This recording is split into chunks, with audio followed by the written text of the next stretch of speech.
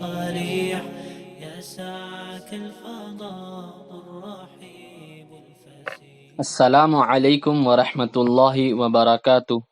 Radio HRDF میں آپ کا استقبال ہے۔ یہ حقیقت ہے کہ زندگی ایک آزمائش ہے۔ ہر ایک کو مختلف آزمائشوں کا سامنا کرنا پڑتا ہے۔ جب ہم زندگی کے آزمائشوں کے بارے میں بات کرتے ہیں تو بیماری، مالی مشکلات، پیاروں کی اچانک جدائی، دشمنوں کے ظلم و ستم، حکومت کے ظلم و ستم اور قدرتی آفات کے بارے میں سوچتے ہیں۔ اگر اہل ایمان اس طرح کی آزمائشوں کا سامنا کرتے ہیں تو ہم دیکھتے ہیں کہ اہل ایمان اللہ سے مدد کی دعائیں مانگتے ہوئے نظر آتے ہیں، اور دوسرے کچھ لوگ خودکشی کر لیتے ہیں یا نشے کے عادی ہو جاتے ہیں۔ کیا اللہ ہمارا امتحان صرف مصیبتوں، مشکلات اور بیماریوں سے لیتا ہے؟ قرآن ہمیں سکھاتا ہے کہ ایسا نہیں ہے۔ قرآن فرما رہا ہے، ہم تمہارا امتحان تم میں سے ہر ایک کو برائی بھلائی میں مبتلا کر کے لیتے ہیں، اور تم سب ہماری ہی طرف لوٹائے جاؤ گے۔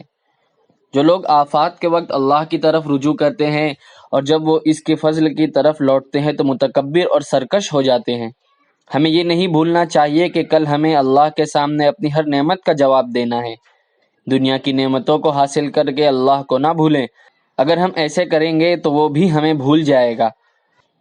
حضرت ابو سعید خدری رضی اللہ عنہ بیان کرتے ہیں کہ رسول اللہ صلی اللہ علیہ وسلم نے فرمایا، جب قیامت کے دن بندے کو لایا جائے گا تو اللہ تعالیٰ پوچھے گا، کیا میں نے تمہیں سماعت، بینائی اور اولاد نہیں دی؟ کیا مویشی اور زراعت کو آپ کے ماتحت نہیں کیا تھا؟ کیا آپ عوام کے لیڈر بن کر ٹیکس وصول نہیں کرتے تھے؟ تو کیا آپ نے کبھی محسوس کیا ہے کہ آپ کو اس دن کا سامنا کرنا پڑے گا؟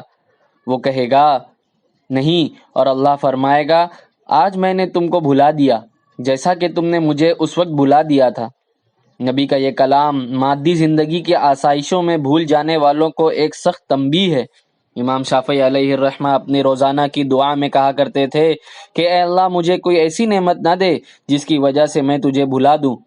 اللہ کو نعمتوں کے رنگ میں نہ بھولیں اور اس کی شکر گزاری میں زندگی بسر کرے، پھر اللہ ہمیں یاد کرے گا۔